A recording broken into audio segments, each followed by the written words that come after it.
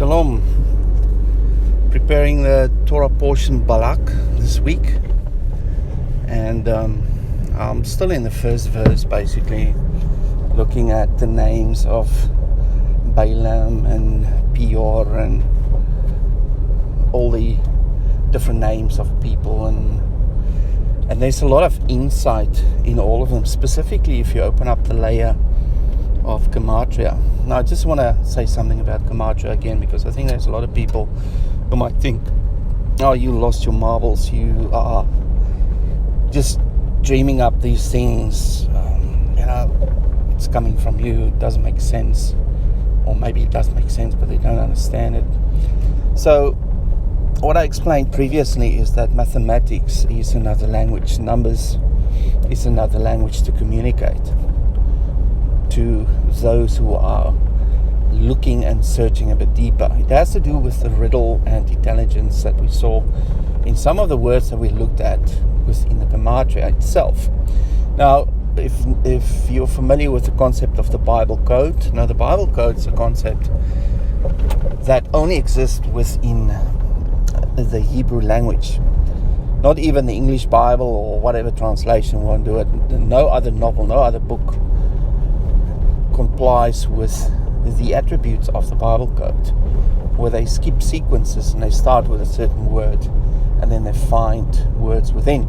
Now the computer program is written in such a way that you type in the search word and then you will find different words or different starting points and start with a skipping sequence, and getting the skipping sequence right will basically create the word that you searched, but it will display it on a page that shuffle the words in such a way to reflect that skipping sequence for all the letters.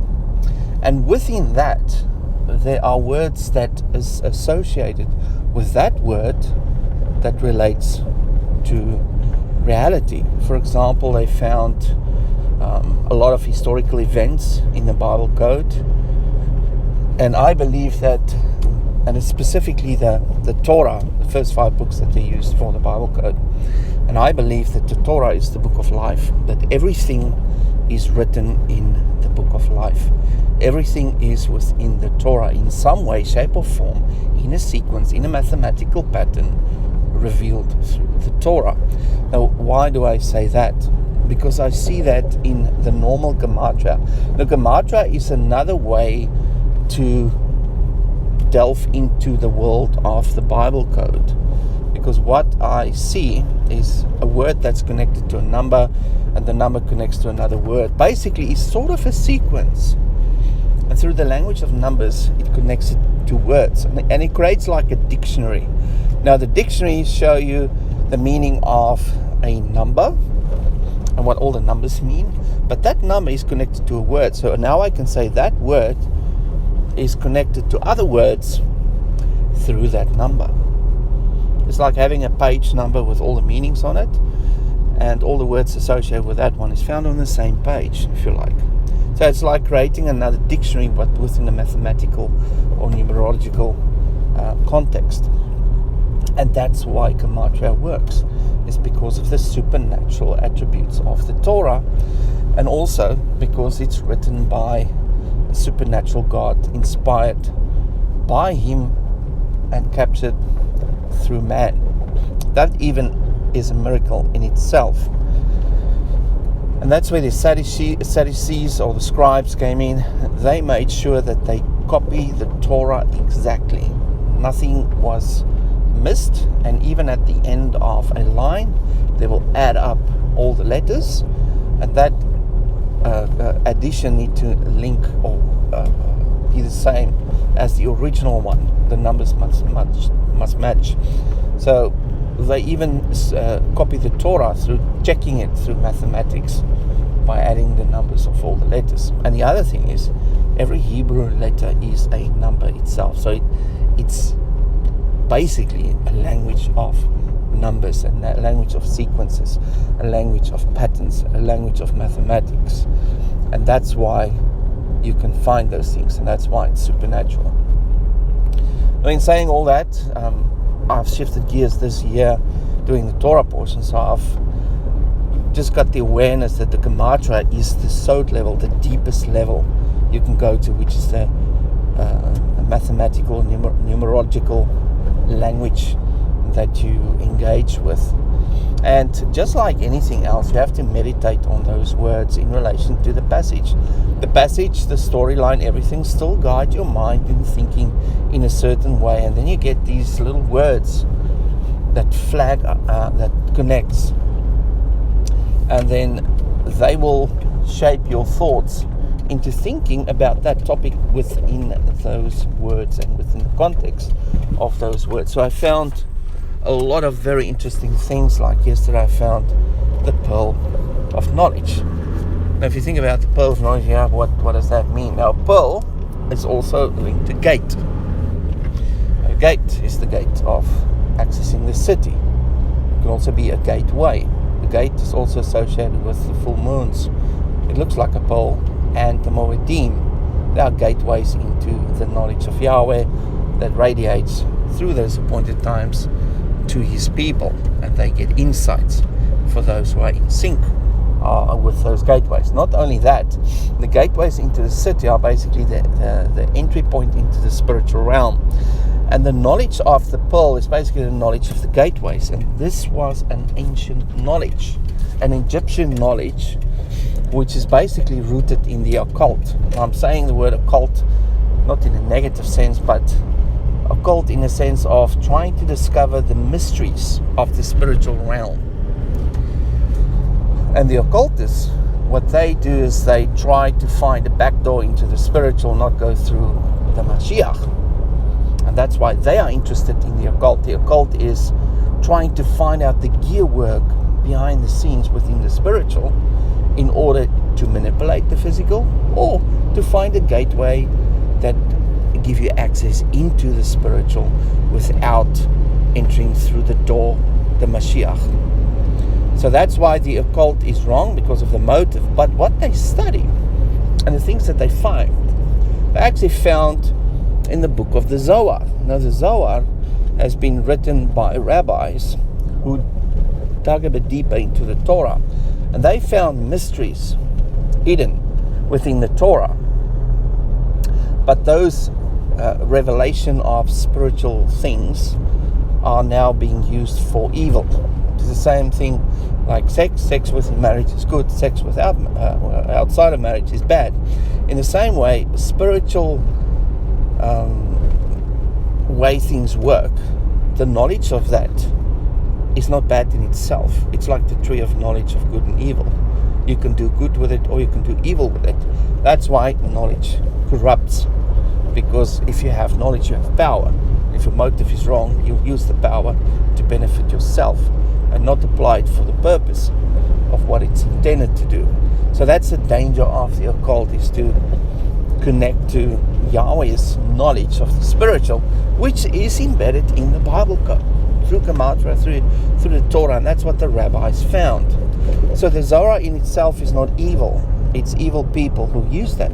And I think it's in 1800s or 1900s it was translated into English. And that's where Blavatsky and I don't know what the other dude's name is, but he started Luciferian, or the Satanism revival, basically founded upon the knowledge that he read within the Zohar that originate in the Torah. Now what's also interesting about the occult is you all heard about tarot cards. Now tarot is basically Torah backwards in a cyclical way, written in a circle, but you read it backwards. Now everything in Satanism, they've got even the way of writing things backwards, because they want to take things back in time. They want to alter the present by going back into the past, manipulating things, and they believe if they do that, they can alter the future. So there's a lot of, whether it can be done or not, I'm not going to comment on it. I don't know. Might be, might not be. But that's the premise of what they do and how powerful the Torah actually is. In the book of in the story of Josiah, he found the missing scroll, or the Eden scroll. That was the Torah.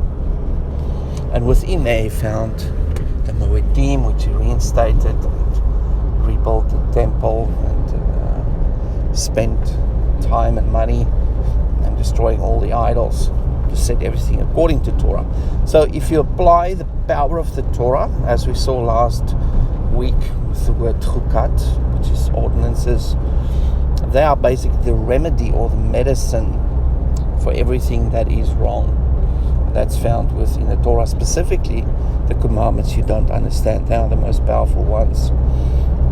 And that's where the occult come in, and they read underneath the surface, get the mysteries of what everything's about, and then they use it for evil. Now, we've stumbled upon a lot of those hidden things through the Gematria, revealing the Council of Elohim, revealing the layers of the city of Jerusalem, the entry points, the mountain, the people around the mountain, what they are called, the tabernacles. We even got insights into the time frames, the 6th millennium, 7th millennium, and 8th millennium, and what the state of the nations will be during those times, and just revealing the heart of the Father and His mercy and His grace, waves of grace that come with waves of judgment as well. So His intent is never to destroy, but to save people, and the judgment is just there to shake them up a bit so they can, open up their eyes and see the truth. So everything has got its place, and it's you need to stand upon the foundation of the Torah in order not to be corrupted. Now, Balaam was someone who had access to Yahweh. I think it's in Numbers 22, where it says, I will go to bed tonight. This is my own words. I will go to bed tonight. I'll speak to Yahweh, and I'll let you know tomorrow. And then it says that Elohim visited him, or he had contact with Elohim, and he stated his case in what he wanted to do, and then Elohim said, no, you're not going to do that. So what's fascinating about that thought, or when I read that, is that Balaam had access to the Council of Elohim. And he was confident, at will, he could walk in there and talk to them and state his case. And that's why he was powerful. Because he knew who he was. Now there's two options who he was. Yes, he was a true prophet who just went after money, and at the highest bidder, he will use the anointing to benefit himself. Now there's a lot of that happening in the body of Messiah today. I'm not saying that all prophets are false prophets in the sense that they don't have anointing. They're false prophets in the sense that they do it for their own gain, like Balaam. But on the other hand, you can ask the question, is Balaam one of the fallen council members of Elohim? And is that why he knew how to enter into the council, sit at the table and state his case? But he was still under the authority of the council. He couldn't do what he wanted. He could present his desire or his plan. And that's basically the same storyline when you read about Lucifer coming into the presence of the Almighty and said, I want to test Job. He's not going to worship you. He's going to, swear at you if you test him. And then Yahweh said, okay, you can test him, just don't kill him. So that was asking permission. Now the reason I'm saying that is that there's the plan of Yahweh for your life, and you are protected by following His commandments. That's something I'm going to explore tomorrow. And I'll probably speak a bit more about that tomorrow. And they have to ask permission. Even though they have a plan, if that plan is not aligned with Yahweh's plan, and if you are not aligned with Yahweh's plan, they have no right to do anything to you. It's Yahweh's got the final say, and they have to ask permission to come against you, to curse you, to destroy you, to test you, whatever the case might be. Yahweh might say, yes, test her. Or Yahweh said, no, you're not going to do that. So in this example that we have is that the enemy is out there to destroy Israel, because there's no way to destroy them if they follow Yahweh. So the tactic of the enemy is to speak a curse. Now the curse will only work if you are unholy, if you don't follow Yahweh's ways. And in that case, Israel was following Yahweh's commandments, and Yahweh Elohim said, no, you can't do that, because they're protected. And he had to go back and change his strategy to get Israel to sin so that the blessing can lift. So that's the power that we have in relation to the enemy's plans. Your security, your protection is walking in his ways, doing his commandments. And not only that, having the knowledge that you are part of the kingdom of priests give you the knowledge that you have the ability to walk into the presence of the council of Elohim and make your case. Make your petitions, take your case before the council. But we don't have even the knowledge of that. The body of Messiah don't have the knowledge that they can do that. Some people do.